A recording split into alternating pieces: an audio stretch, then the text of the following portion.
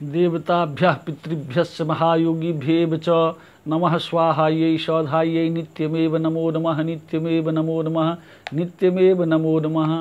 प्रिय मित्रों, धर्म कर्म में अनुराग रखने वाले सभी धर्मानुरागियों से मेरा निवेदन है कि आजकल जो पितृपक्ष चल रहा है, इन पितृपक्षों में निश्चित रूप से पितरों के निमित्त जो शास्त्रीय विधि व्यवस्था है उसे आप करें ताकि आप कल्याण के भागी बने।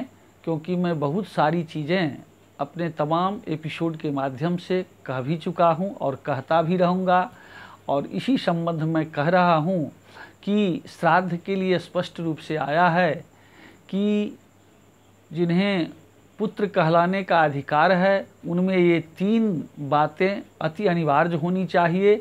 वो आया है कि जीवते वाक्य करणात् छया हे भूरि भोजनम गयायाम पिंडदानात् च त्रिभिर्पुत्रैर पुत्रिता। तो आप निश्चित रूप से इन तीनों कार्यों को संपन्न करें, यानी माता पिता जब तक जीवित रहें तब तक उनके बातों को यथासंभव हो सके अनुकरण करें, जिसे आज्ञों का पालन करें। और दूसरी बात, उनके न रहने पर उनके मृत्यु दिवस को आप इसी पितृपक्ष में तिथि के आधार पर उनके निमित्त श्राद्ध, ब्राह्मण भोजनादि और भी जो क्रियाएं दी गई है उसे संपन्न करें। और अगर आपसे ये सब नहीं सध पा रहा है तो फिर गया जी जाकर उनके निमित्त जो गया श्राद्ध की व्यवस्था है वो करें। तो ये 3 जिन पुत्रों में गुण है वो पुत्र हैं, अन्यथा नहीं तो मूत्रवत त्याज्य हैं, क्योंकि पुत्र और मूत्र का उत्पत्ति एक ही जगह से होता है। तो मुख्य रूप से मैं ये कहना चाहता हूँ कि इसके संबंध में जो शास्त्रीय कुछ व्यवस्थाएं हैं उसे भी आप समझ लें, ताकि आपको ये लगे। मान लीजिए आज इस जो भौतिकवादी युग है इसमें हम और आप समयाभाव या श्रमाभाव या अर्थाभाव में इतने आसक्त हैं कि हमें समय नहीं मिल पा रहा है, हम उतना अधिक समय नहीं दे पाएंगे, हमें उतने अधिक अर्थ नहीं है, मेरे शरीर में उतना बल नहीं है। तो इन सबों को ध्यान में रखते हुए जो शास्त्रीय कुछ व्यवस्थाएं की गई है उसे आप संपन्न करें। आया तो यह है कि ये कार्य यानी पितृ कार्य को प्रायः वर्षी छोड़ करके, वार्षिक एकोदिष्ट को छोड़ करके और पार्वणादि तक, तर्पण को तो छोड़ दे, तर्पण तो नित्य का है ही, पार्वणादि को भी नित्य क्रिया में लिया गया है।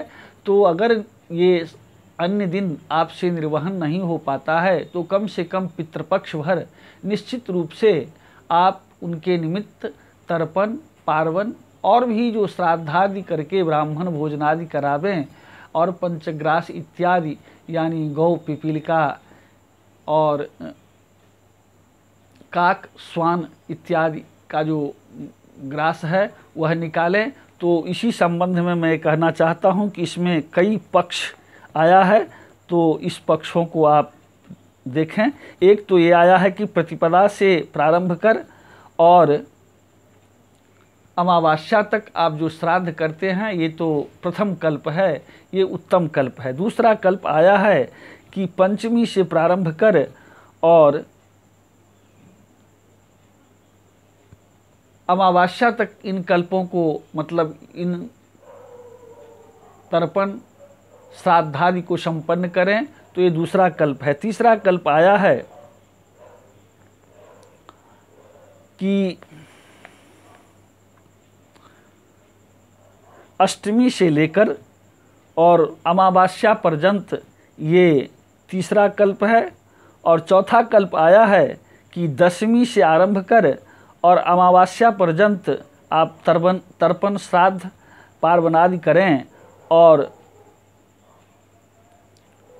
चौथा कल्प आया है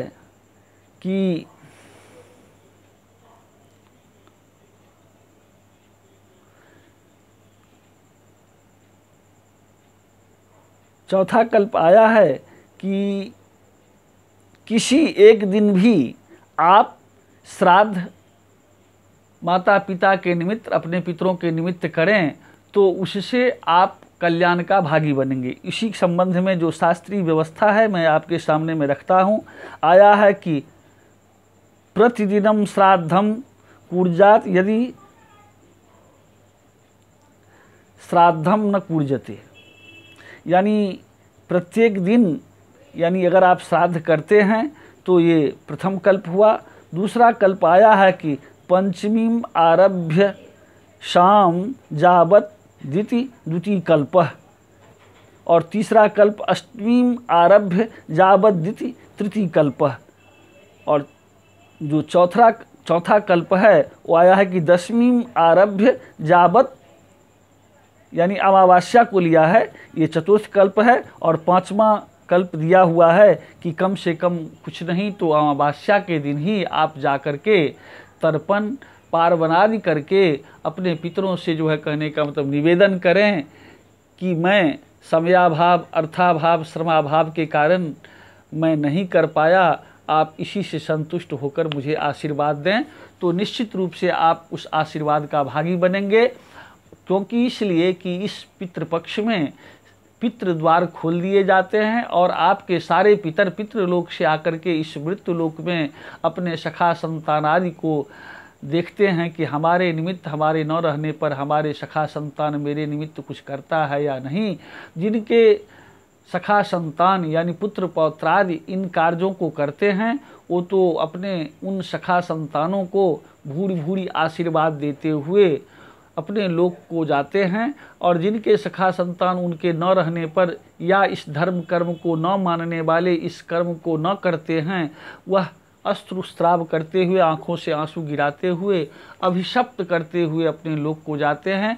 तो मैं यही निवेदन करूंगा कि अभिशाप का भागी न बने, आप कल्याण का भागी बने, निश्चित रूप से इस कार्यों को करें। जय जगदम्ब, जय विश्वनाथ।